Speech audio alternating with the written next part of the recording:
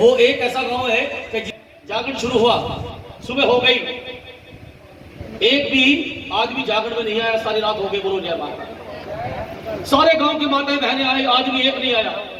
सुबह आरती का समय हो गया, एक पति पत्नी साथ आ रहे थे।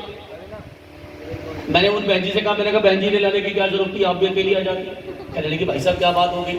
मैंने कहा बहन जी सारी रात हो गई, यहाँ पर एक भी आदमी जागरण में नहीं आया, सारे गांव की माताएं बहनें आई है। कहने लगी भाई साहब ये तो आप इन्हीं से पूछो।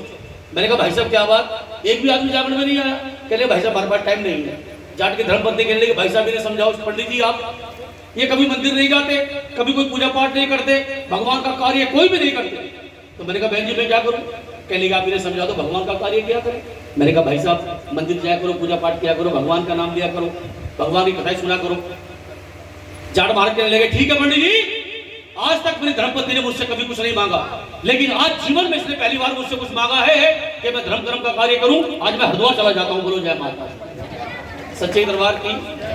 अब जाट महाराज हरिद्वार के लिए निकल पड़े हैं, हर की पौड़ी पर घूम रहे थे। वहां पर आपने देखा होगा पंडे बड़े चालाक होते हैं, वो दूर से पहचान जाते हैं कौन आदमी कहां से आया है। पंडे ने जाकर पूछा भाई फला फला कहां से आए हो। जाट ने कहा भाई फला गांव से आया हूं, क्या काम है। अब जाट के गलती से मुख से निकल गया कि भाई मुझे घर में कथा करानी है, बोलो सच्चे दरबार की। ना कभी कथा देखी, ना कभी कथा सुनी, कुछ नहीं पता कथा क्या होती है, बस गलती से मुख से निकल गया भाई साहब कथा करानी है। पंडित ने कहा ठीक है कथा। पंडित जी ने कहा देखो जी कथा में 51,000 रुपए का खर्च आता है। जाट महाराज ने कहा भाई ये तो बहुत ज्यादा है। अब वो पंडित बनानी था, नया नया पंडित बना था, उसने कहा भाई कथा तो 21 रुपए में भी हो जाती है। जाट महाराज ने कहा भाई 21 वाली कथा कर दो, चलो गाड़ी में बैठो। जाट महाराज ने कहा नहीं।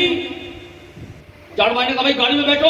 पंडित जी ने कहा नहीं, ये जो 51 रुपए वाली कथा है ना और 21 वाली जो कथा है, ये कथा मैं हर की पौड़ी में करूंगा, तुम्हारे घर में जाकर लग जाएगी, बोलो जय माता सच्चे दरबार की। पंडित जी ने कहा ये 21 रुपए वाली कथा में हर की पौड़ी में करूंगा, तुम्हारे घर में जाकर लग जाएगी। जाट महाराज ने कहा कोई बात नहीं, ठीक है भाई कथा शुरू कर दो। अब जाट ने कभी कथा सुन ली, कुछ पता नहीं कथा क्या होती है। पंडित ने फिर कहा देखो मैं कथा शुरू कर रहा हूं, लेकिन कथा शुरू करने से पहले मेरी कुछ बातें हैं। जाट ने कहा ठीक है बताओ।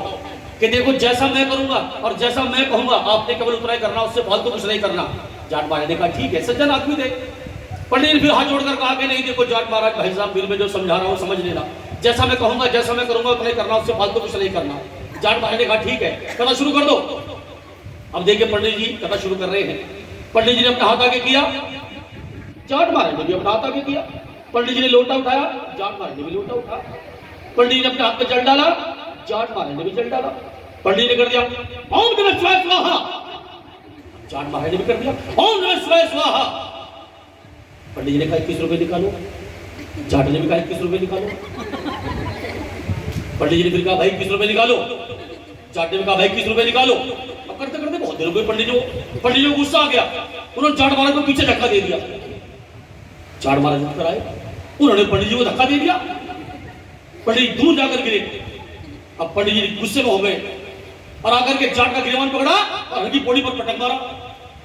अब जाट महाराज फिर उठे, उन्होंने भी गिरेबान पकड़ा, पंडित जी हर की पौड़ी पर पटक मारा।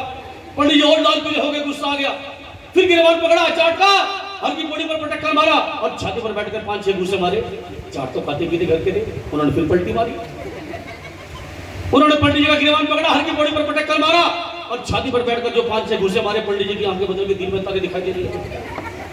पंडित जी ने सोचा भाई मामला बिगड़ गया, इसे कुछ नहीं पता क्या होती है, मामला बिगड़ गया है।